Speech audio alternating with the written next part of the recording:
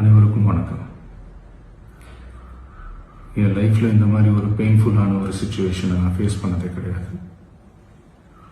மனசு முழுக்க வலி வலி மட்டும்தான்.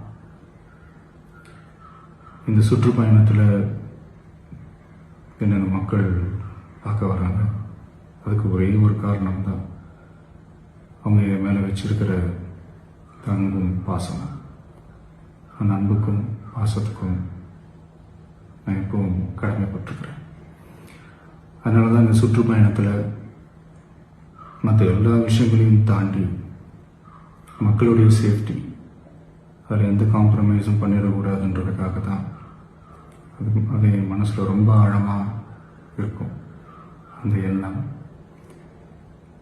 அதனால தான் இந்த அரசியல் காரணங்கள் எல்லாத்தையும் தவிர்த்துட்டு ஒதுக்கி வச்சுட்டு மக்களோட சேஃப்டி மட்டும் மைண்டில் வச்சுக்கிட்டு அதுக்கான இடங்களை சூஸ் பண்ணுறது, அதுக்கான இடங்களை பார்த்து பெர்மிஷன் கேட்கறது, போலீஸ் டிபார்ட்மெண்ட்டில் அதை ரிக்வெஸ்ட் பண்ணி கேட்போம். ஆனால் நடக்கக்கூடாதது நடந்துருச்சு. ஆனால் மனுஷன் தானே.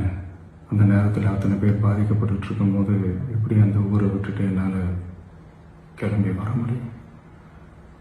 நான் திரும்ப அங்கே போகணும்னு இருந்துச்சுன்னா அதை ஒரு காரணம் காட்டி அங்கே வேறு சில பதட்டமான சுச்சுவேஷன்ஸ், வேறு சில அசம்பாவிதங்கள் அந்த மாதிரி எதுவும் நடந்துடக்கூடாதுன்றதுக்காக தான் நான் அவாய்ட் பண்ணேன்.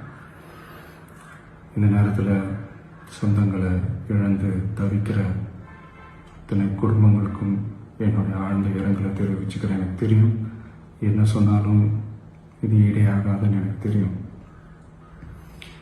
ஹாஸ்பிட்டலில் ட்ரீட் பண்ணிகிட்ருக்கிற எல்லாருமே சீக்கிரமாக க்யூர் ஆகி வரணுன்றதை இந்த நேரத்தில் நான் வேண்டிக்கிறேன். கூடிய சீக்கிரமே உங்கள் எல்லாரையும் நான் சந்திக்கிறேன். இந்த நேரத்தில் எங்களுடைய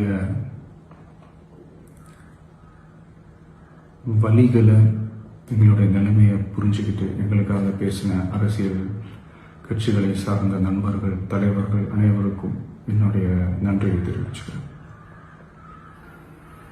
கிட்டத்தட்ட ஒரு 5 மாவட்டத்துக்கு பிரச்சாரத்துக்கு போனோம். இந்த மாதிரி எதுவுமே நடக்கல. ஆனால் கரூரில் மட்டும் ஏன் எப்படி நடக்குது?